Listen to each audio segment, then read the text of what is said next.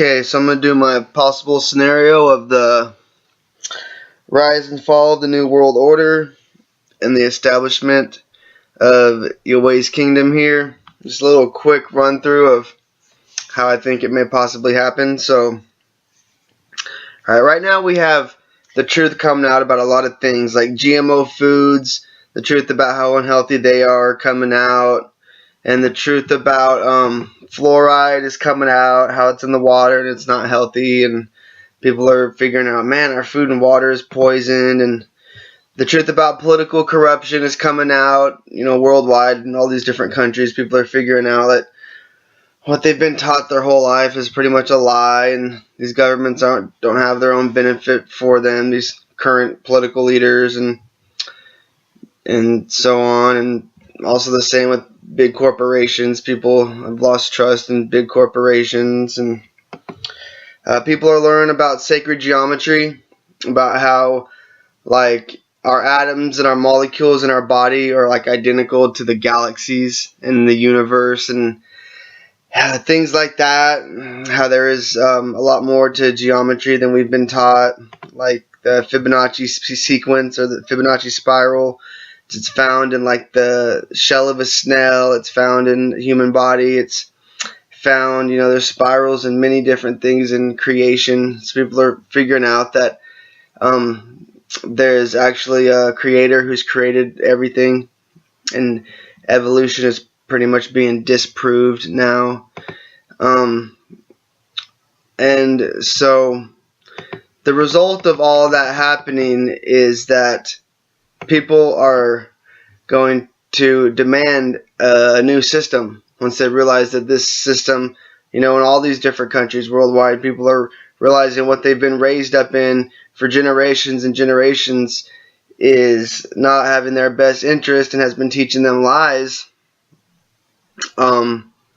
including like the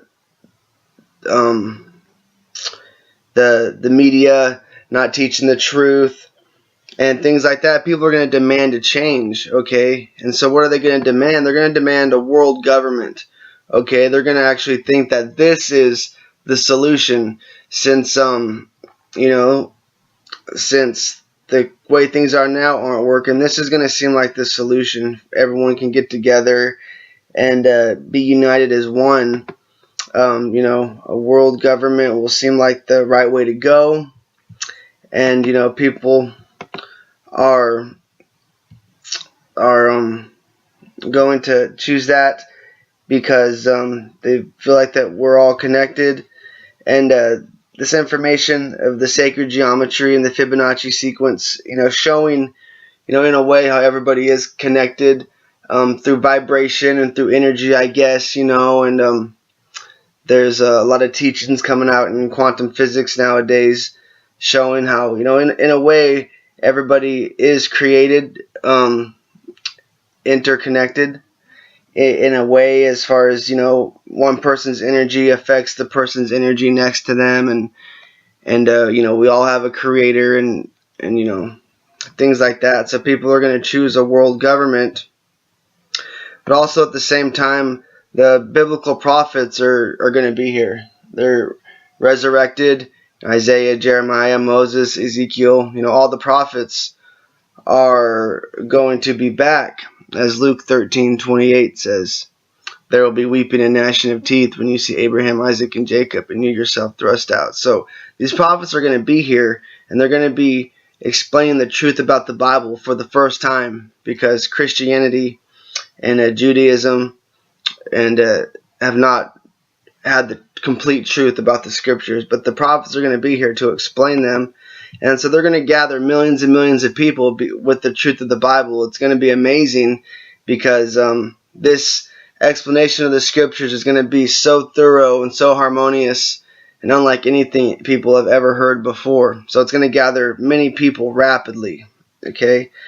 And so the prophets are going to lead the people out of this world government. People are not going to want to be a part of it. They're going to want to follow the prophets, because they're going to realize through these teachings of the prophets that this world government is actually being set up by the devil. and that man cannot build its own world government, that actually man needs to follow Yahweh and his way to bring world peace, and he does have a way to bring world peace through his kingdom. And so what he's going to do is, lead the people out to the mountains, like Matthew 24:15 says, when you see the abomination of desolation, which is the world government, spoken of by Daniel the prophet, all those in Judah, or all of Yahweh's people, flee to the mountains. So the prophets are going to lead millions and millions of people to the mountains. Revelation 9 talks about 200 million people, and Zechariah 13 verse 8 says that eventually 1/3 of the earth, or over 2 billion people, will go to the mountains. Okay, so Yahweh's people, or over 2 billion people, will eventually go to the mountains, follow the prophets here. One continent, every continent has a mountain range that'll be safe from nuclear war, because that's what's going to happen, is the world government is going to get into an unsolvable disagreement, actually what to do with all these people who go to the mountains, and should they be invaded, should they be put in jail, and so actually these countries that come together and these people that come together to form this world government are going to get into a war, and they're going to actually destroy their whole world government. But the people that are in the mountains will be protected by the mountains and by Yahweh, and they will come out of the mountains safe, just like Noah's family was safe on the ark.